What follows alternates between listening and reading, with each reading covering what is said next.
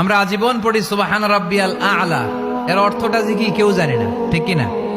তো চোখ দিয়ে পানি নামবে কেমনে? চাইনিজ ভাষা আমাদের কাছে যেরকম, কোরআনের তেলাওয়াত আমাদের কাছে অনেকটা এরকমই। চাইনিজ ভাষার অর্থ জানি না, কোরআনের আয়াতের অর্থ জানি, কিন্তু এই কথা বললে কি আল্লাহ আমাদেরকে ছাড়বে? No excuse will be granted that day.